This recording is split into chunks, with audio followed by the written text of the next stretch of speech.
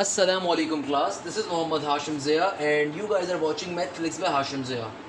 मेरा बेटा chapter number 9 को हम डिस्कस कर रहे थे। चैप्टर नंबर 9 के अंदर अब एक और इम्पॉर्टेंट तरीन टॉपिक आ रहा है और ये टॉपिक क्या है, इस टॉपिक का नाम होता है समहाउ ये डॉट प्रोडक्ट रिलेटेड टॉपिक ही है कि डॉट प्रोडक्ट के बहुत से कॉन्सेप्ट जो है ना डिफरेंट तरह के क्वेश्चंस के अंदर पूछे जाते हैं। अब ये जो क्वेश्चन मैंने आपके सामने लिखा हुआ है ये आपकी किताब का एक्सरसाइज 9.5 के एंड के अंदर होगा, नहीं तो 9.6 या 9.7 के ऊपर कहीं मिल रहा होगा। बहरहाल मेरे लेक्चर के अंदर हमारा एक क्वेश्चन नंबर 4 है जो कि बेतहाशा इंपॉर्टेंट है। इसको मोस्ट इंपॉर्टेंट क्वेश्चन मैं कहूँगा चैप्टर नंबर 9 से। इस क्वेश्चन की कुछ बात ही ऐसी है कि हर तकरीबन दूसरे साल या तो ये क्वेश्चन आ रहा होता है, ऐसे मिलते जुलते क्वेश्चन आ रहा होता है। इस क्वेश्चन को पहले समझिए क्या कह रहा है। कहता है a particle is acted upon by the force 4i + j + का 3k एंड 3i + j - का k that is displaced from the point 1, 2, 3 to the point 5, 4, 1. Find the work done on the particle। क्या समझ में आया? मुझे पता है आप बोलेंगे सर कुछ भी समझ में नहीं आया, सिर्फ लास्ट की लाइन समझ में आई है, वर्क डन फाइंड करना है। देखो क्वेश्चन में कहीं नहीं लिखा हुआ क्वेश्चन डॉट प्रोडक्ट का है, क्रॉस प्रोडक्ट का या वेक्टर्स का भी है, बट क्वेश्चन में एक चीज़ जुमला आ रहा है। क्या कह रहा है? We have to find the work done. तो हमें जो चीज़ फाइंड करनी है सबसे पहले मेरा बेटा वो लिख दीजिए। आपको क्या फाइंड करना है? आपको वर्क डन फाइंड करना है। तो क्या लिखेंगे? We have to find the work done. We have to find, हमें क्या फाइंड करना है मेरा बेटा? We have to find work done. हमें जो चीज़ फाइंड करनी है हमें सबसे पहले वो लिख देते हैं, we have to find the work done. अब देखिए इस क्वेश्चन की खास बात क्या है। हमें मालूम है बचपन से हमें पढ़ाया जाता है वर्क डन का फॉर्मूला क्या होगा, ये होता है फोर्स इनटू डिस्प्लेसमेंट, ऐसा ही है भाई। और आपको ये भी मालूम होगा गलती से कि फोर्स और डिस्प्लेसमेंट दोनों क्या होते हैं? वेक्टर्स होते हैं। फर्स्ट ईयर आई बिलीव पढ़ के ही सेकंड ईयर में आए होगे तो बात मालूम होगी फोर्स और डिस्प्लेसमेंट क्या होते हैं? वेक्टर्स होते हैं। और फर्स्ट ईयर का बड़ा इंपॉर्टेंट एक कॉन्सेप्ट होता है कि दो वेक्टर्स आपस में मिलके क्या फॉर्म करते हैं? एक नॉन वेक्टर वैल्यू, है ना भाई। तो वर्क आपके पास बेसिकली एक नॉन वेक्टर वैल्यू होती है जो दो वेक्टर्स के मल्टीप्लाई होने पे मिलती है, और ये मल्टीप्लाई कैसे हो रहे होते हैं? डॉट प्रोडक्ट की फॉर्म में हो रहे होते हैं। अब बात आपको समझ में आएगी, अब थोड़ा थोड़ा आई गेस आपको आइडिया होना स्टार्ट होगा ये क्वेश्चन पेपर में क्यों आता है, बट अभी आपको कुछ भी आइडिया नहीं हुआ। इस तरह के वर्क डन के बेतहाशा क्वेश्चन आते हैं, मगर उनमें सबसे ज़्यादा इंपॉर्टेंट ये वाला क्वेश्चन है और इसकी वजह आपको आगे चल के मज़ीद समझ में आएगी। तो बेटा क्वेश्चन आपसे क्या कह रहा है? आपको वर्क डन निकालना है। दो वेक्टर सिंपल तरीके से मल्टीप्लाई होते हैं, यानी कि दो वर्क डन का फॉर्मूला क्या होता है? फोर्स और डिस्प्लेसमेंट का डॉट प्रोडक्ट। यानी कि सबसे पहले मुझे फोर्स का वेक्टर फाइंड करना पड़ेगा, फिर डिस्प्लेसमेंट का करना पड़ेगा, और लास्ट में इनका क्या लेना पड़ेगा? डॉट प्रोडक्ट लेना पड़ेगा। तो ये इस क्वेश्चन की टोटल रामलीला है, टोटल। आइए सबसे पहले फोर्स निकाल लेते हैं। तो सबसे पहले हम फोर्स निकालने पे जाएंगे तो फॉर फोर्स लिख देता हूँ मैं, फॉर फोर्स, और फोर्स को हम फोर्स एफ से डिनोट कर रहे होंगे। अब क्वेश्चन को पढ़िए।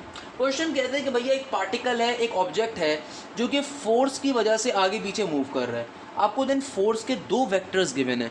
कौन कौन से वेक्टर्स गिवन है? A particle is acted upon by force 4i + j + 3k, यानी कि आपको F1 की वैल्यू गिवन है, फोर्स 1 की वैल्यू गिवन है 4i + का j + का 3k, और आपको फोर्स 2 की वैल्यू गिवन है क्या मेरा बेटा? ये गिवन है 3i + j - का k। क्वेश्चन आपसे कहता है कि आपकी जो फोर्सेज है ना डिस्प्लेस्ड हो रही है एक पॉइंट के ऊपर 1, 2, 3 to the point 5, 4, 1। Find the work done on the particle. अब क्वेश्चन आपसे ये कह रहा है कि भाई आपके पास जो दो फोर्सेज आ रही है ना, ये दोनों की दोनों फोर्सेज क्या हो रही है? एक पॉइंट पे डिस्प्लेस्ड हो रही है। Okay, no problem, no issue, not a big deal. यानी कि दो की दो फोर्सेज गिवन है। अब सोचो ज़रा, जहन लगाओ यार, वर्क डन का फॉर्मूला तो एक ही है बट फोर्सेज दो गिवन है आपको। और अगर जब मैं क्वेश्चन आगे पढ़ता हूँ तो क्वेश्चन में आगे क्या लिखा हुआ है? कि पॉइंट जो पर्टिकुलर पार्टिकल है ना वो भी एक जगह से दूसरी जगह मूव कर रहा है, is displace to the point from this to this, यानी कि आपको d1 d2 भी 2 गिवन है, डिस्प्लेसमेंट भी 2 गिवन है, तो सर क्या 2 दफ़ा वर्क डन लगेगा? नहीं मेरा बेटा, 2 दफ़ा वर्क डन नहीं लगेगा। आप पहले नेट फोर्स निकालोगे, फिर नेट डिस्प्लेसमेंट निकालोगे और लास्ट में इनका आपस में डॉट प्रोडक्ट ले लोगे तो आपका आंसर आ जाएगा। सिंपल इस क्वेश्चन का कॉन्सेप्ट ये है। वर्डन के क्वेश्चन का कॉन्सेप्ट क्या है कि आप पहले फोर्स का वेक्टर फाइंड करोगे, नेट फोर्स फाइंड करोगे, 2 फोर्सेस गिवन है तो आप पहले नेट फोर्स फाइंड करोगे। इसी तरीके से आपको 2 डिस्प्लेसमेंट जो कि क्वेश्चन में गिवन है तो आप नेट डिस्प्लेसमेंट भी फाइंड करोगे, लास्ट में दोनों का डॉट प्रोडक्ट लोगे तो आपका आंसर आ जाएगा। यहाँ तक की बात भी समझ में आ जाएगी सबको। अब आप सोच रहे होंगे सर इसमें मुश्किल क्या है, तो बहुत आसान सी बात है, तो बचपन से पढ़ते हुए आ रहे हैं। फर्स्ट ईयर से इस तरह के क्वेश्चन तो फर्स्ट ईयर में भी हमने सॉल्व किए हैं, फर्स्ट ईयर में भी ऐसे क्वेश्चन सॉल्व किए होंगे अपने न्यूमेरिकल्स में। अब आप सोच रहे होंगे इसमें क्या मसले की बात है, मेरा बेटा मसले की बात यहीं पे आती है, बच्चे के पास कॉन्सेप्ट नहीं है, बच्चा नल्ला जाहिल हमारे पास आता है, बच्चा बिल्कुल नल्ला जाहिल है, ट्यूशन वाली बाजी से पढ़ के आता है फर्स्ट ईयर, कोई पता ही नहीं होता कॉन्सेप्ट किसे कहते हैं। अब जब मैंने कहा कि आपको नेट फोर्स निकालनी है, मैंने आपसे क्या कहा यहाँ से आपको क्या निकालना है, नेट फोर्स निकालनी है, मेजॉरिटी आवाम पता है क्या बोलेगी, सर ये F2 माइनस F1 कर देंगे नेट फोर्स आ जाएगी। ऐसे बच्चे को चाहिए अपना दीवार सर में इतनी जोर से खींच के मारे कि उसका दीवार टूट जाए, नहीं तो सर में घूमना पड़ जाए। सही है ना बेटा? उसके पीछे रीज़न है कि भाई जाहिलो, फोर्स कभी भी बेटा सब्ट्रैक्ट नहीं होती है, फॉर गॉड सेक। फिजिक्स का बेसिक कॉन्सेप्ट है the individual forces always add, individual forces हमेशा ऐड होती है। तो इस क्वेश्चन की सबसे खूबसूरत बात यही है जिसकी वजह से क्वेश्चन हर साल पेपर में पूछा जाता है कि एक से ज़्यादा फोर्सेज गिवन है। अब एग्जामिनर को पता है कि बच्चे के पास फिजिक्स का कॉन्सेप्ट नहीं होगा, एग्जामिनर को पता है बच्चा नल्ला है, जानबूझ के उसने फोर्सेज ज़्यादा दी हुई है, बच्चा नॉर्मली बच्चा ये करता है F2 माइनस F1 कर देगा। बेटा डिस्प्लेसमेंट थोड़ी कि तू नेट डिस्प्लेसमेंट निकाल रहा है, डिस्टेंस निकाल रहा है, ये तो फोर्सेज हैं, फोर्सेज तो हमेशा ऐड होने पे नेट तुम्हें अमाउंट देंगी, टोटल फोर्स तुम्हें मिलती है हमेशा इंडिविजुअल ऐड करने के ऊपर है। तो क्या कर दोगे, सिंपल तरीके से इंडिविजुअल फोर्सेज को ऐड करवाओगे तो नेट फोर्स मिलेगी। तो F1 की वैल्यू क्या है, ये आ रही है 4i प्लस का j प्लस का 3k। F2 की वैल्यू क्या है, 3i प्लस का j माइनस का k। सिंपल तरीके से फोर्सेस को ऐड करवा दोगे, i कंपोनेंट i में, j वाला j में, k वाला k में, तो 4i प्लस 3i क्या हो जाएगा, 7i हो जाएगा, j प्लस j क्या हो जाएगा, 2j हो जाएगा, 3k माइनस k क्या हो जाएगा, प्लस का 2k हो जाएगा।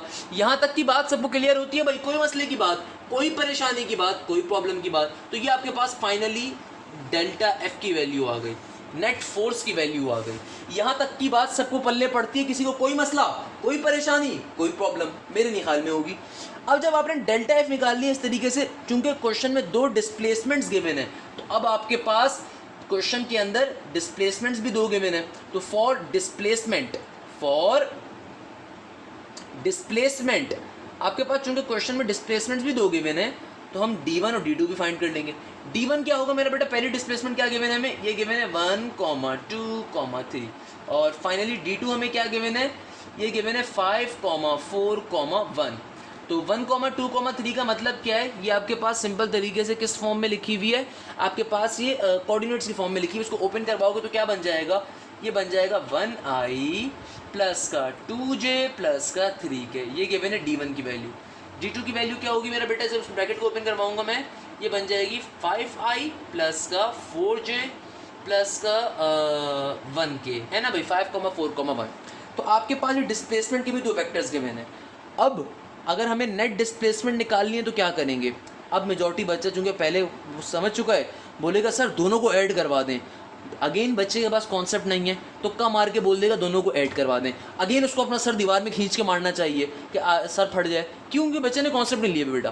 तो भाई देखो नेट डिस्प्लेसमेंट कैसे निकलती है मेरा बेटा, डिस्प्लेसमेंट होती क्या है, यानी कि आपसे कहा जा रहा है कि भाई पहले उसने यहाँ तक का डिस्टेंस कवर किया, फिर यहाँ तक का कर लिया। तो अगर आपको बीच का टोटल डिस्टेंस निकालें तो कैसे निकालोगे, जाहिर सी बात है, अगर मैं d2 माइनस d1 करूँगा तो मेरे पास नेट डिस्प्लेसमेंट आएगी ना। यानी कि लेट सपोज पहले उसने ये डिस्टेंस कवर किया था, फिर उसने ये किया था, तो अगर मुझे नेट डिस्प्लेसमेंट निकालनी है, मुझे यहाँ से यहाँ तक कैसे निकालें, तो क्या करूँगा, d2 माइनस d1 करूँगा तो मुझे नेट डिस्प्लेसमेंट मिल रही होगी ना मेरा बेटा। तो हमेशा डिस्प्लेसमेंट के अंदर सब्ट्रैक्ट होता है, डिस्टेंस हमेशा सब्ट्रैक्ट होता है नेट डिस्प्लेसमेंट के लिए। तो आपके पास मेरा बेटा सिंपल तरीके से d2 की वैल्यू क्या आ रही है, देखो d2 की वैल्यू हमारे पास क्या है, ये आ रही है 5i प्लस का 4j प्लस का 1k। तो यहाँ पे d2 की जगह पे क्या आ जाएगा, ये आ जाएगा 5i प्लस का 4j प्लस का 1k, माइनस का माइनस एज इट इज आएगा। उसके बाद हमारे पास क्या आ रहा है d1 की जो वैल्यू आ रही है उसको आप पुट करवाते हैं यहाँ पे। d1 की वैल्यू क्या आ रही है, ये आ रही है 1i प्लस का 2j प्लस का 3k। तो अब इन दोनों वैल्यूज को उठा के क्या करवा देंगे, सब्ट्रैक्ट करवा देंगे, d2 माइनस d1 कर देंगे हम लोग। तो भाई d2 की वैल्यू क्या हो जाएगी, 5i में से 1i निकालेंगे तो it will become obviously 4i, then 4j पे जब प्लस का 2j होगा तो बेटा क्या बन जाएगा 6j, और 1 के माइनस का 3 के क्या हो जाएगा, अच्छा I am so sorry, 1 minute 4j minus का 2j, ये ऑब्वियसली ब्रैकेट जब ओपन होगा तमाम टर्म्स क्या हो जाएंगी, माइनस की हो जाएंगी। तो 4j माइनस का 2j क्या हो जाएगा, ये हो जाएगा हमारे पास सिंपल तरीके से प्लस का 2j, और प्लस का 1 के माइनस का 3 के क्या हो जाएगा, ये हो जाएगा माइनस का 2 के। इस तरीके से हमारे पास क्या आ जाएगी, डेल्टा डी की वैल्यू आ जाएगी। इस तरीके से हमारे पास क्या आ जाएगी, डेल्टा डी की वैल्यू आ जाएगी। किस तरीके से फाइंड किया, आई कंपोनेंट्स को आपने सेपरेट करवाया, 5 माइनस का 1i क्या हो जाएगा 4i, 4j माइनस का 2j क्या हो जाएगा हमारे पास सिंपल तरीके से हो जाएगा प्लस का 2j, 1 के माइनस का 3 के हमारे पास क्या आ जाएगा सिंपल तरीके से आ जाएगा नेगेटिव का 2 के। तो यहाँ पे हमारे पास इस तरीके से डेल्टा डी की वैल्यू आ जाएगी। क्या वैल्यू आ रही होगी, 4i प्लस 2j माइनस का 2 के। इस तरीके से हमारे पास फाइनली डिस्प्लेसमेंट का भी आंसर आ जाएगा। किसका आंसर आ जाएगा मेरा बेटा, डिस्प्लेसमेंट का भी आंसर आ जाएगा। जब मेरे पास फाइनली अब डेल्टा एफ भी आ गया और डेल्टा डी भी आ गया, अब हम लोग इस चीज़ को फाइंड करने में मूव कर रहे होंगे। अब जब हमारे पास मेरा बेटा डेल्टा एफ का भी आंसर आ गया और डेल्टा डी का भी आंसर आ गया, अब हम लोग क्या करेंगे, अब हम लोग सिंपल तरीके से तमाम वैल्यूज़ को इक्वेशन नंबर 1 में पुट करवा देंगे। तो क्या लिखेंगे यहाँ पे, नाउ इक्वेशन नंबर 1 बिकम्स, क्या लिखेंगे मेरा बेटा, नाउ इक्वेशन नंबर 1 बिकम्स, इस बात को यहाँ पे लिख देंगे, now equation number 1 becomes. Simple तरीके से क्या बन जाएगा, ये बन जाएगा W इज इक्वल टू, हमारे पास डेल्टा एफ की क्या वैल्यू आ रही है, ये आ रही है 7i प्लस का 2j प्लस का 2k। इसके बाद डॉट प्रोडक्ट लेंगे क्या, डेल्टा डी के साथ। तो क्या आ रही है वैल्यू, ये आ रही है 4i प्लस का 2j, 4i प्लस का 2j माइनस का 2k। तो ये हमारे पास क्या बन जाएगा, ये हमारे पास सिंपल तरीके से आई वाले कंपोनेंट्स आई के साथ आ जाएंगे, जे वाले कंपोनेंट जे के साथ आ जाएंगे, के वाले कंपोनेंट्स के साथ आ जाएंगे। तो 7i इंटू 4 क्या हो जाएगा, 7 4 28 हो जाएगा, सही है भाई। और 2 2 जे कंपोनेंट जे से मल्टीप्लाई होंगे, 2 2 क्या बन जाएगा, ये बन जाएगा प्लस का 4 बन जाएगा। 2 2 के हो जाएगा तो क्या बन जाएगा नेगेटिव का 4 बन जाएगा। तो प्लस के 4 में से नेगेटिव का 4 कैंसिल आउट हो जाएगा। तो फाइनली आपके पास W की वैल्यू क्या आ जाएगी, 28 आ जाएगी। अब वर्क का यूनिट क्या होता है, जूल्स होता है, तो न्यूटन होता है। तो सिंपल तरीके से कह सकते हो न्यूटन, सॉरी क्या होता है न्यूटन। वर्क का यूनिट क्या आ जाएगा हमारे पास, सिंपल तरीके से न्यूटन आ जाएगा। नहीं तो 28 यूनिट्स भी आप इसका आंसर सिंपल तरीके से लिख सकते हो। दोनों सूरतों में बात एक ही है। क्या काम करा मेरा बेटा, सबसे पहले हमने डेल्टा एफ की वैल्यू निकाली, क्योंकि क्वेश्चन में आपको 2 एफ गिवन थे या एक से ज़्यादा एफ गिवन थे। तो आपने रिजल्टेंट फोर्स निकाली, रिजल्टेंट फोर्स या नेट फोर्स हमने कैसे निकाली, दोनों फोर्सेज का सम करके इंडिविजुअल फोर्सेज का। देन क्वेश्चन हमसे कह रहा था कि भाई 2 डिस्प्लेसमेंट्स गिवन है, तो हमने उनका भी नेट डिस्प्लेसमेंट रिजल्टेंट डिस्प्लेसमेंट निकाला। कैसे कैलकुलेट करा, सिंपल तरीके से हम लोगों ने दोनों जो बड़ी डिस्प्लेसमेंट में से छोटे डिस्प्लेसमेंट को माइनस कर दिया, या फिर बाद वाले डिस्प्लेसमेंट में से पहले वाले डिस्प्लेसमेंट को माइनस कर दिया, तो आपका नेट डिस्प्लेसमेंट आ गया।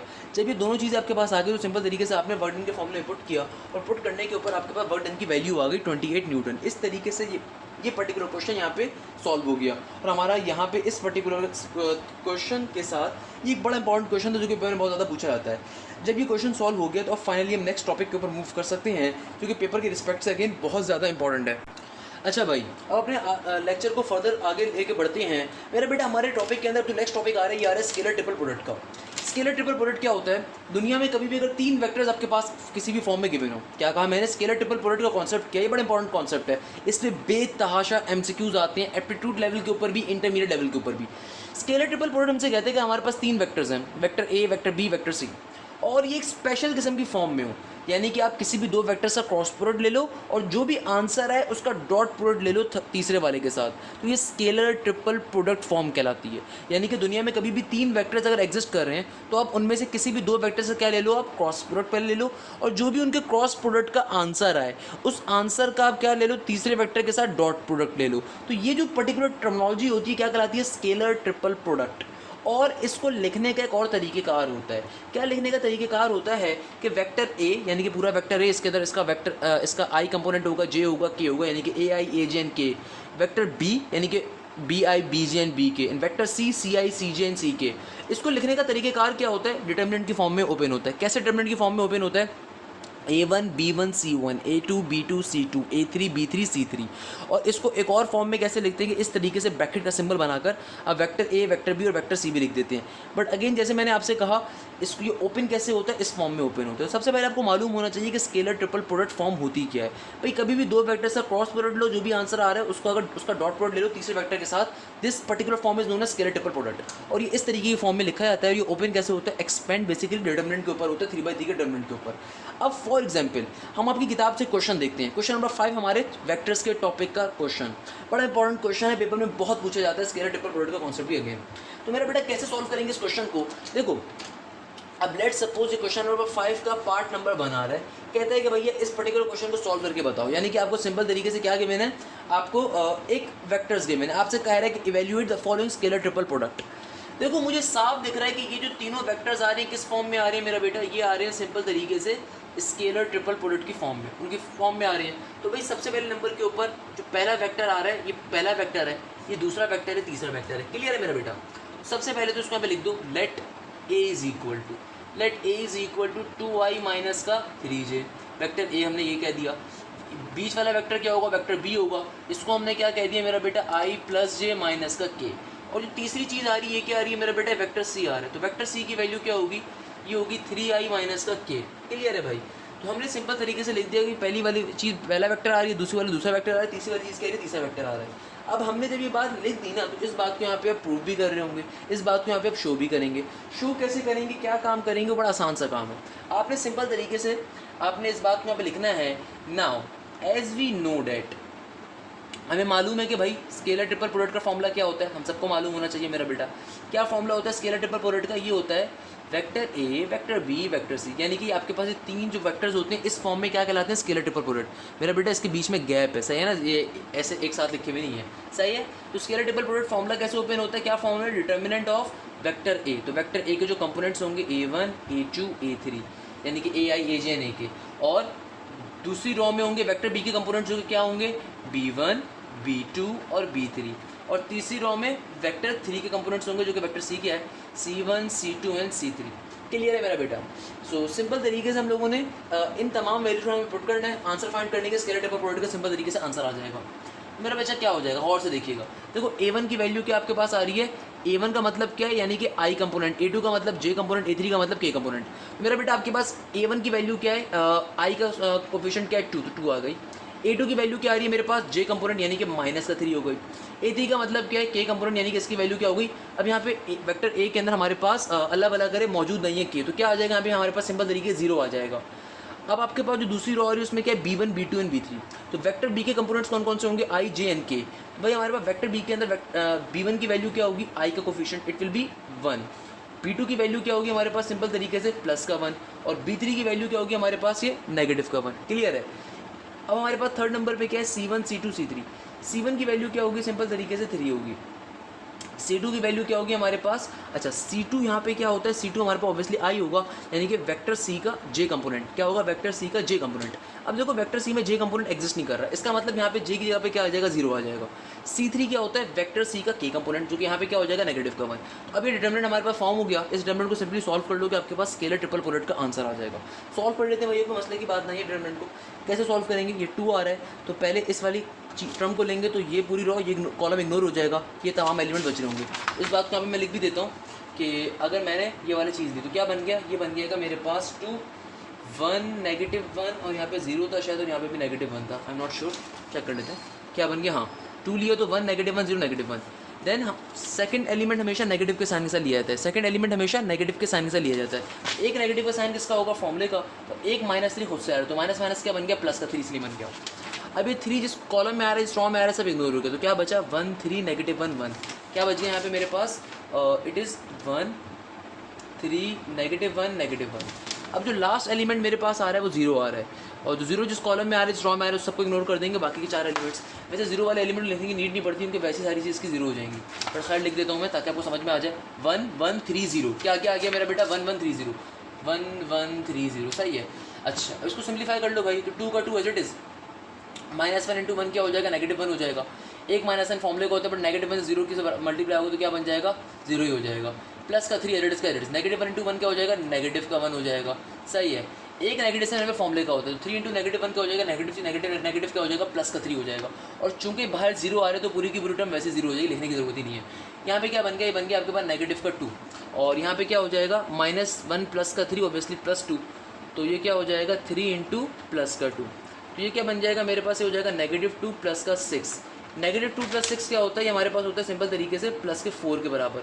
मेरे पास सिंपल तरीके से यहाँ पे स्केलर ट्रिपल प्रोडक्ट का आंसर क्या आ रहा होगा, ये आ रहा होगा स्केलर ट्रिपल प्रोडक्ट का आंसर हमारे पास फाइनली क्या आ जाएगा, 4 के बराबर आ जाएगा।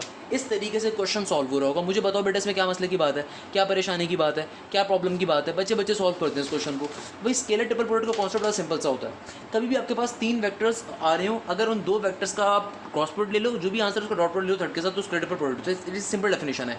स्केलर ट्रिपल प्रोडक्ट को सॉल्व कैसे करते हैं कि जो भी 3 वेक्टर्स गिवन होंगे उनको बारी बारी रॉ वाइज आप डिटरमिनेंट के फॉर्मूले में डालोगे, सिंपल तरीके डिटरमिनेंट लोगे, स्केलर ट्रिपल प्रोडक्ट का आंसर आ जाएगा। ये basic concept scalar triple product का। इसके ऊपर बेतहाशा क्वेश्चन अगेन आपके बोर्ड के पेपर में भी आएंगे, एमसीक्यूज भी पूछे जा सकते हैं, और एप्टीट्यूड लेवल पे तो इससे हर साल तकरीबन एमसीक्यूज आते ही आता है वेक्टर साइड के ऊपर से। But again the what is the concept here, the concept here is that कि स्केलर ट्रिपल प्रोडक्ट होता क्या है। अगर आपको स्केलर ट्रिपल प्रोडक्ट समझ में आ गया, अब एक खास चीज़ होती है, और वो खास चीज़ क्या होती है, बहुत दफ़ा वेक्टर्स के अंदर एक एमसीक्यूज बहुत मशहूर एमसीक्यूज है, वो एमसीक्यूज मैंने अभी लिखा हुआ भी है। कभी भी वेक्टर्स को अगर कोप्लेनर कर दिया जाए, यानी कि एक सिंगल प्लेनर कर दिया जाए, कभी भी अगर मेरे तीनों वेक्टर्स एक single sheet of the plane के ऊपर लाई कर रहे हैं, क्या है, कोप्लेनर हैं, यानी कि मेरे वेक्टर्स अगर क्या बन जाए, कोप्लेनर बन जाए, कोप्लेनर बन जाए, तो ऑलवेज रिमेंबर दिस थिंग कि हमारे पास जो स्केलर ट्रिपल प्रोडक्ट का आंसर होता है वो 0 होता है। ये एमसीक्यूज बेतहाशा इंपॉर्टेंट है। Billions and billions of time ये एमसीक्यूज डिफरेंट यूनिवर्सिटीज़ के अंदर और डिफरेंट इंटरमीडिएट के पेपर्स के अंदर लाजमी पूछा जाता है कि व्हाट विल हैपन या what happen when the vectors become coplanar, the value of scalar triple product is dash. Always remember this thing, the value of the scalar triple product becomes 0 when the vectors are coplanar। इसके ऊपर MCQs भी बहुत आते हैं। अब let suppose हमने question number 5 किया, यहाँ पे क्वेश्चन नंबर 6 होगा हमारे पास। क्या होगा मेरा बेटा, क्वेश्चन नंबर 6 होगा हमारे वेक्टर्स के टॉपिक का। तो भाई देखो इसके ऊपर क्वेश्चन भी बहुत आते हैं पेपर में। जो क्वेश्चन इसको मार्क कर लीजिएगा, तकरीबन हर दूसरे साल पेपर के अंदर पूछा जा रहा होता है। क्या क्वेश्चन आ रहा है, क्वेश्चन कहता है फाइंड द कांस्टेंट ए। क्या कह रहा है, find the constant A such that the following vectors are coplanar. बहुत ही मजे की बात कर रहा है। कहता है कि भैया क्या निकाल के बताओ, कांस्टेंट ए को निकाल के बताओ अगर वेक्टर्स कैसे हैं, कोप्लेनर हैं। बहुत ही मजे की बात कर रहा है। यानी कि ये जो कोप्लेनर वेक्टर्स का कॉन्सेप्ट है, ये क्वेश्चन में बहुत दफ़ा आ जाता है किसी अननोन को फाइंड करने के लिए। और ये सॉल्व करते हैं, बड़ा इंपॉर्टेंट क्वेश्चन है। और क्वेश्चन नंबर 6 हमारे वेक्टर्स के चैप्टर का 10 क्वेश्चन के अंदर ही वो चैप्टर एंड हो जाएगा, परेशान होने की जरूरत नहीं है। छोटा चैप्टर है क्योंकि, और सारे टॉपिक बड़े इंपॉर्टेंट है। क्लियर है मेरा बेटा। सो किस तरीके से सॉल्व करेंगे, बहुत ही आसान तरीके का आ रहा है। क्या कह रहे हैं कि भाई बताओ कि आपके पास ये जो कांस्टेंट ए की आपको वैल्यू फाइंड करनी है, फाइंड करके बताओ अगर वेक्टर्स कैसे कोप्लेनर है। तो भाई सबसे पहले नंबर के ऊपर तो आपको जो 3 वेक्टर्स गिवन है उनमें से ए बी सी सपोज करवा लो। क्या लिखोगे, let A is equal to 2i minus का j प्लस का k। वेक्टर बी क्या आ जाएगा आपके पास, ये आ जाएगा i प्लस का 2j माइनस का 3k। और वेक्टर सी क्या आ जाएगा मेरा बेटा, ये आ जाएगा 3i प्लस का aj, 3i प्लस का aj और प्लस का 5k। सही है। तो हमसे क्या कहा जा रहा है कि भैया आपको कोई कांस्टेंट ए निकालना है अगर वेक्टर्स कैसे हैं, कोप्लेनर हैं। तो फॉर्म मेरा जहन क्लिक करता है, वेक्टर्स कोप्लेनर है तो भाई सर ने बताया था कि स्केलर ट्रिपल प्रोडक्ट की वैल्यू क्या होगी, 0 होगी। यहाँ पे इस बात को लिख दें, according to the question vectors are coplanar. यानी कि भैया हम नहीं कहते, तुम कहते हो, क्वेश्चन कह रहे हैं। क्योंकि 5 नंबर के लिए बहुत इंपॉर्टेंट क्वेश्चन है, तो थोड़ी सी एक लाइन लाजमी लिखिएगा इंग्लिश की, ताकि एग्जामिनर स्टेप्स के नंबर आपको लाजमी देगा। क्या लिखोगे, according to the question vectors are coplanar, vectors are coplanar. Always remember this thing कि मेरा बेटा वेक्टर्स अगर कोप्लेनर होंगे, इसके मायने क्या हैं, इसके सिंपल से मायने हैं। इसके मायने ये हैं कि कभी भी दुनिया में अगर वेक्टर्स क्या होंगे, कोप्लेनर होंगे, अगर वेक्टर्स क्या होंगे, कोप्लेनर होंगे, तो स्केलर ट्रिपल प्रोडक्ट की वैल्यू क्या होती है, 0 होती है। स्केलर ट्रिपल प्रोडक्ट की वैल्यू क्या होती है, 0 होती है। तो आपने कुछ भी नहीं करना, आपने सिंपल तरीके से वैल्यू पुट करवा देना। तो मेरा बेटा वेक्टर ए की वैल्यू क्या होगी मेरे पास, ये आ जाएगी 2, है ना भाई, 2 माइनस का 1 और 1। भाई सिंपल तरीके से स्केलर ट्रिपल प्रोडक्ट को ओपन करवा रहा हूँ। स्केलर ट्रिपल प्रोडक्ट को क्या करवा रहे हैं हम लोग, मेरा बेटा ओपन करवा रहे हैं। कैसे ओपन होगा, स्केलर ट्रिपल प्रोडक्ट ओपन कैसे होता है, लास्ट क्वेश्चन जो भी सॉल्व किया, पहली रॉ में a1 a2 a3 आएगा, दूसरी रॉ में b1 b2 b3 आएगा, तीसरी रॉ में c1 c2 c3 आएगा। तो भाई वेक्टर ए की वैल्यू पुट करवा दी मैंने। वेक्टर ए की वैल्यू क्या है, 2i माइनस 1 और k। वेक्टर बी की वैल्यू क्या आ रही है मेरा बेटा, ये आ रही है मेरे पास i प्लस 2j माइनस के, तो i के नीचे i की वैल्यू 1 आ गई, 2j तो j के नीचे j की वैल्यू प्लस का 2 आ गई, k के नीचे k की वैल्यू नेगेटिव का 3 आ गई। वेक्टर सी की वैल्यू क्या आ रही है, 3i, 3 का 3 यहाँ पे आ गया, प्लस का aj, ये सॉरी a था मेरा बेटा, यहाँ पे ये a है, aj और प्लस का 5k। इस तरीके से मैंने पुट करवा दिया। तो बेसिकली स्केलर ट्रिपल प्रोडक्ट के अंदर तो जो कॉन्सेप्ट क्या होता है, कोप्लेनर वेक्टर्स के कॉन्सेप्ट के ऊपर, कि भाई कोप्लेनर का जब कॉन्सेप्ट देगा ना, तो स्केलर ट्रिपल प्रोडक्ट की वैल्यू 0 के बराबर होती है। तो बेसिकली वो आपको स्केलर ट्रिपल प्रोडक्ट की वैल्यू 0 दे देता है और आपको कोई भी अननोन निकालने को दे देता है। तो जो ऑब्वियसली जब इक्वेशन के अंदर मुझे अननोन गिवन होगा तो अननोन को इजीली मैं फाइंड कर लूँगा। फिर क्लियर है मेरा बेटा। इस आप डिटरमिनेंट को सॉल्व करवा लो। डिटरमिनेंट सॉल्व कैसे करते हैं, अब तो मेरे ख्याल से सबको याद हो जाना चाहिए। डिटरमिनेंट 3 बाई 3 को ओपन कर पाओगे। पहली वाली वैल्यू मैंने यहाँ उठाई फर्स्ट रॉ की, जिस कॉलम में आ रही रॉ में सब इग्नोर, क्या बचा 2 -3 a और 5। अगला एलिमेंट नेगेटिव के साइन के साथ आता है, यहाँ पे पहले से नेगेटिव 1 मौजूद, नेगेटिव क्या हो जाएगा, प्लस का 1 हो जाएगा। ये नेगेटिव 1 जिस कॉलम में आ रहा है, रॉ में आ रहा है, सब इग्नोर, क्या बचा 1 3 नेगेटिव 3 और 5। अगला एलिमेंट लोगे प्लस के 1 के साथ, क्या हो जाएगा, ये हो जाएगा 1 2 3 एंड ए मेरा बेटा। सिंपल तरीके से हमारे पास क्या वैल्यूज आ जाएंगी, 5 2 10 हो जाएगा, नेगेटिव साइन फॉर्मूले का होता है, नेगेटिव 3 इंटू ए क्या हो जाएगा, प्लस का 3 हो जाएगा। देन यहाँ पे आ जाएगा प्लस का 1, क्या आ जाएगा मेरा बेटा, प्लस का 1 आ जाएगा। सिंपल तरीके से क्या बन जाएगा, 5 अंदर 5 नेगेटिव साइन फॉर्मूले का, नेगेटिव नेगेटिव प्लस का 3 3 9 हो गया एक, सही है, प्लस का 1 एज इट इज। यहाँ पे क्या हो जाएगा मेरा बेटा, ए 1 ए नेगेटिव का 3 2 6 हो गया। अच्छा यहाँ पे देखो, अब यहाँ पे सॉल्व तो कर नहीं सकता, 10 + 3 है, तो क्या बन जाएगा, ब्रैकेट को ओपन करूँगा, दोनों टर्म से मल्टीप्लाई हो जाएगा, ये बन जाएगा 20। अच्छा इक्वल टू के पास 0 है भाई, 2 10 20 प्लस का 3 2 6 है। यहाँ पे क्या हो जाएगा, 5 + 9 9 + 5 क्या होगा मेरा बेटा, जाहिर सी बात है आपके पास सिंपल तरीके से 14 हो जाएगा। 9 के अंदर 5 का इजाफा कर दूँ तो क्या बन जाएगा आपके पास, सिंपल तरीके से 14 हो जाएगा। तो 14 इंटू 1 क्या हो जाएगा, प्लस का 14 आ गया।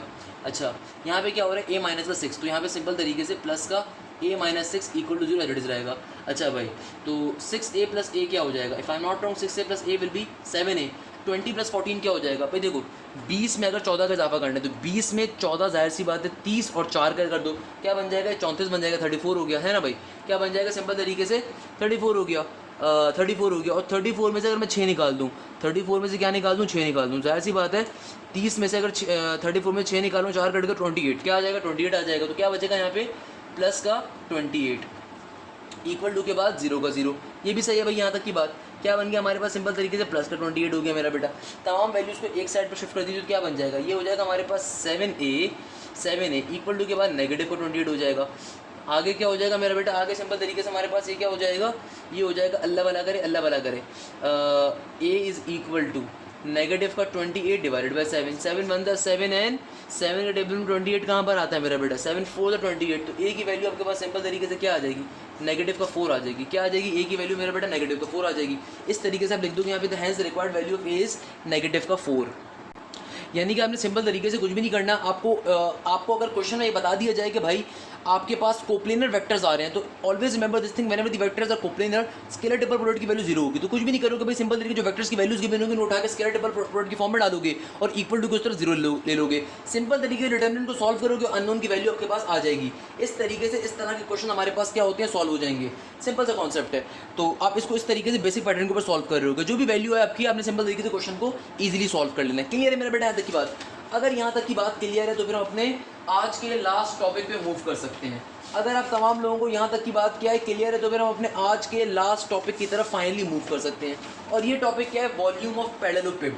क्योंकि ये लास्ट लेक्चर से अभी लिंक की क्वेश्चन था, कुछ लास्ट टॉपिक से लिंक क्वेश्चन है, या लास्ट टॉपिक से लिंक एक लेक्चर है, या लास्ट टॉपिक से लिंक एक लास्ट टॉपिक है, तो इसको भी समझ लेंगे भैया, वॉल्यूम ऑफ पैरेललोपिड। और इसका क्वेश्चन क्या होगा भैया, वहाँ पे कौन सा क्वेश्चन था लास्ट हमारा, क्वेश्चन नंबर 6 था ना, या क्वेश्चन नंबर 7 था, क्वेश्चन नंबर 6 था। तो भैया हमारा ये कौन सा क्वेश्चन आ जाएगा, क्वेश्चन नंबर 7 आ जाएगा। क्या आ जाएगा, क्वेश्चन नंबर 7। अगेन एक बहुत इंपॉर्टेंट टॉपिक है बेटा, पहले बता रहा हूँ, स्केलर ट्रिपल प्रोडक्ट का, वॉल्यूम ऑफ पैरेललोपिड का, या फिर कोप्लेनर वेक्टर का एमसीक्यू तर एक क्वेश्चन लाजमी पेपर में आता है। मैंने आपको एक एक क्वेश्चन करवा दिया, पास पेपर के फर्दर क्वेश्चन सॉल्व कर सकते हैं, बट आपने अगर एक क्वेश्चन भी सॉल्व कर लिया उसकी अच्छी तरीके से प्रैक्टिस कर लीजिएगा, वो भी काफ़ी है। क्योंकि इस वेक्टर्स के टॉपिक के अंदर गिने चुने क्वेश्चन है वो हर साल रिपीट हो रहे होते हैं। But again I would recommend कि पास पेपर के क्वेश्चन को लाजमी देख लीजिएगा, सारे क्वेश्चन सॉल्व आपसे इजीली हो जाएंगे। क्लियर है मेरा बेटा? तो वॉल्यूम ऑफ पैरेललोपिड का कॉन्सेप्ट क्या है, वॉल्यूम ऑफ पैरेललोपिड का कॉन्सेप्ट बहुत ही मजे का है भाई। वॉल्यूम ऑफ पैरेललोपिड होता क्या है, अगर स्केलर ट्रिपल प्रोडक्ट की वैल्यू v के बराबर होगी, ये वॉल्यूम ऑफ पैरेललोपिड होता है। बेसिकली पैरेललोपिड एक डायग्राम होती है हमारे पास, एक फिगर होती है मैथ्स के अंदर, सही है ना। उसका वॉल्यूम निकालने का फॉर्मूला कुछ भी नहीं है, v is equal to scalar triple product है, यानी कि v is equal to scalar triple product है। स्केलर ट्रिपल प्रोडक्ट खुद क्या था, एक ओपनिंग थी, एक 3/3 का डिटरमिनेंट है, सही है। और अगर कोप्लेनर वेक्टर्स होगा तो बेसिकली डिटरमिनेंट की वैल्यू 0 के बराबर होती है ना भाई। और अगर वॉल्यूम ऑफ पैरेललोपिड आ रहा है तो वो 3/3 का डिटरमिनेंट बेसिकली v के बराबर है। That is the simplest concept I can give you, that is the simplest concept that I can easily give you. Clear है मेरा बेटा? ये बहुत सिंपल तरीके चीज़ में समझा सकता था। तो वॉल्यूम ऑफ पैरेललोपिड बेसिकली होता है क्या, v is equal to scalar triple product. और ओपन कैसे होता है स्केलर ट्रिपल प्रोडक्ट, मैं बहुत बार बता चुका हूँ अब तक आपको। a1 b1 अच्छा यहाँ पे गलती करिए, फॉर गॉड से इसको मत देखिएगा, इसको मत देखिएगा, ये मैंने फॉर्मूला उतार दिया, इसको मत देखिएगा भाई। क्या फॉर्म कैसे ओपन होता है हमारे पास, ये ओपन होता है a1 a2 a3। कैसे होगा भैया, b1 b2 b3 c1 c2 c3 भाई मैंने बहुत ये मुश्किलात के अंदर बेटा लेक्चर्स बनाए हैं क्योंकि मैं बहुत बिजी चल रहा था, बट स्टिल तो ऑब्वियसली इस तरह की गलतियाँ करने इग्नोर करिए क्योंकि फजूल गलतियाँ रात में सोते हुए पता नहीं कभी हो गई होगी मुझसे, खैर हो गई। बहरहाल क्वेश्चन नंबर 7 के ऊपर मूव करते हैं। हमारे टॉपिक का बहुत इंपॉर्टेंट कॉन्सेप्ट क्या कॉन्सेप्ट है? ये कॉन्सेप्ट कहता है find the volume of parallelepiped if the vectors are a is equal to 2i minus 3j plus का 4k and vector b is equal to i plus 2j minus का k and c is equal to 3i minus j plus का 2k। अब क्या कह रहा है? कहता है कि भैया क्या कह रहा है? कहता है कि भैया वॉल्यूम ऑफ पैरेललोपिड बताओ। तो अब इस तरह के क्वेश्चन ही पेपर में बहुत ज़्यादा पूछे जाते हैं जहाँ पे आपसे क्या फाइंड करना है? वॉल्यूम ऑफ पैरेललोपिड फाइंड करना है। अगेन मेरा बेटा कॉन्सेप्ट वही है। क्या कॉन्सेप्ट है? अगर आपको वॉल्यूम ऑफ पैरेललोपिड फाइंड करना है तो आपको देखो वेक्टर ए बी के मैंने, वेक्टर बी बी के वेक्टर सी बी के मैंने, सबसे पहले आप लिख दो आपको फाइंड क्या करना है। तो हम क्या लिख देंगे? We have to find the volume of parallelepiped, क्योंकि क्वेश्चन 5 नंबर के लिए आ रहे हैं तो क्या लिखोगे? We have to find the volume of parallelepiped, we have to find the volume of parallelepiped. जो आपको जो चीज़ फाइंड करनी है सबसे पहले आपने वो लिख दिया, we have to find the volume of parallelepiped. क्या फाइंड करना है भैया? पैरेललोपिड की वैल्यू को फाइंड कर रहे हैं। अब देखो मेरा बेटा वेक्टर ए की वैल्यू क्या? Obviously it is 2i minus का 3j प्लस का 4k। वेक्टर बी की वैल्यू क्या है मेरा बेटा? ये आ रही है आपके पास i प्लस का 2j माइनस का k। और वेक्टर सी की वैल्यू क्या आ रही है भैया? ये आ रही है 3i माइनस का j प्लस का 2k। हमें मालूम है गलती से कि वॉल्यूम ऑफ पैरेललोपिड का फॉर्मूला क्या होता है। इस लाइन को भी लिख देंगे एज वी नो डैट मेरा बेटा वॉल्यूम ऑफ पैरेललोपिड का गलती से फॉर्मूला क्या होता है? ये होता है v is equal to a1 a2 a3 b1 b2 b3 c1 c2 c3। यानी कि भाई सिंपल तरीके से स्केलर ट्रिपल प्रोडक्ट होता है वॉल्यूम ऑफ पैरेललोपिड के बराबर। तो मेरा बेटा सिंपल तरीके से आपने क्या करना है? a1 के अंदर a1 की वैल्यू डाल देनी है। क्या हो जाएगा? 2i सॉरी यानी कि 2 माइनस का 3 प्लस का 4। वेक्टर बी की वैल्यूज़ क्या आ रही है मेरे पास? ये आ रही है 1 2 माइनस का 1। और वेक्टर सी की वैल्यू क्या है? 3a minus j plus 2k। तो ये बन जाएगा 3 माइनस का 1 और 2। सिंपल तरीके से क्या करोगे? खुदारा 3/3 का डिटर्मिनेंट निकालना है। अल्लाह के वास्ते मुझसे मत कहिएगा सर आप सॉल्व करके दिखा दें। अब इस डिटर्मिनेंट की वैल्यू आप निकाल के दिखाओगे मुझे जल्दी से। आंसर जो आ रहा होगा मेरे ख्याल में जब सॉल्व करोगे डिटर्मिनेंट तो आपके पास 7 आंसर आएगा। नेगेटिव का 7 आ रहा होगा। क्या आ रहा होगा? नेगेटिव का 7 आंसर आपके पास आएगा। यानी कि आपके पास वॉल्यूम ऑफ पैरेललोपिड की वैल्यू क्या है? -7। पर नेगेटिव साइन को हम निगलेक्ट कर देंगे क्योंकि volume can never be negative.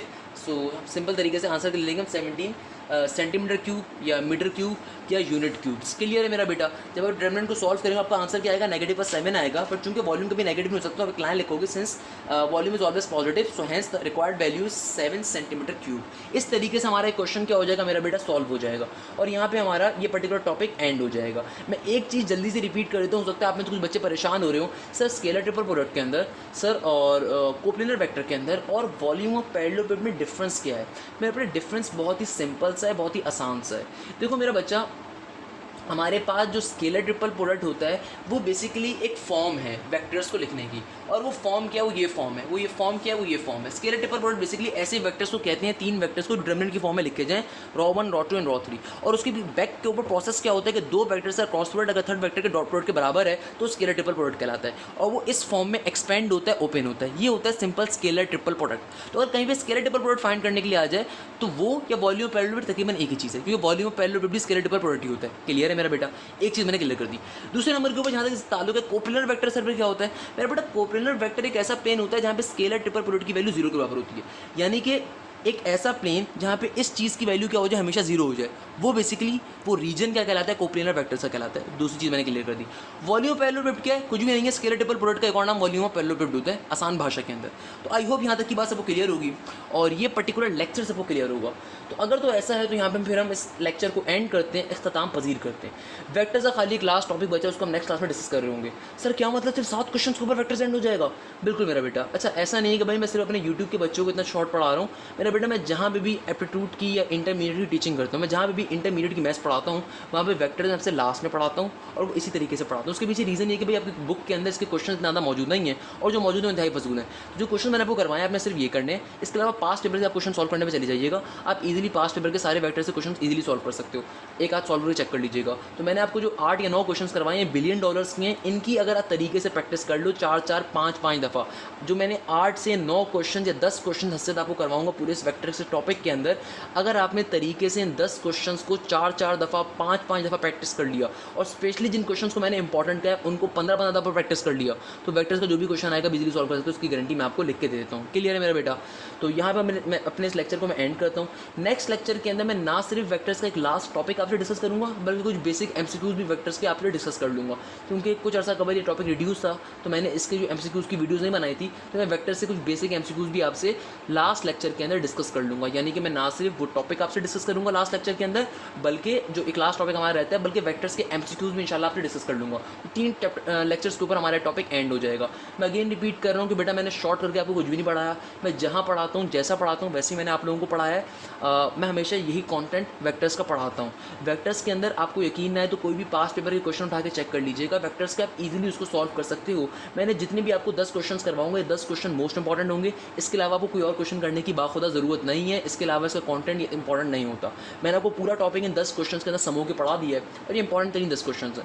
इसके अलावा कुछ भी करने की आपको एक्स्ट्रा नीड नहीं है। और जो मैं इसके एमसीक्यूज करवाऊंगा लास्ट लेक्चर में वो बड़े इंपॉर्टेंट होंगे, वो $1 बिलियन के होंगे। आजकल जो एमसीक्यूज के वीडियो बना रहा हूँ उसके अंदर से भी जो एमसीक्यू निकाल के इंशाल्लाह फिर मैं करवा रहा हूँ। क्लियर है मेरा बेटा? तो यहाँ पे इस लेक्चर को एंड करेंगे। आई होप आपको सारी बात क्लियर होगी, आई होप आपको मेरा पढ़ाने का तरीका समझ में आया होगा, आई होप आपको तमाम के तमाम कंटेंट समझ में आया होगा। इसी बात पे इस लेक्चर को इख्तिताम पज़ीर करता हूँ। आप जहाँ हैं जैसे हैं खैरियत से होंगे, मुझे अपनी दुआओं में याद रखिएगा। जज़ाकल्लाह, thank you so much. Hashim Zia signing of.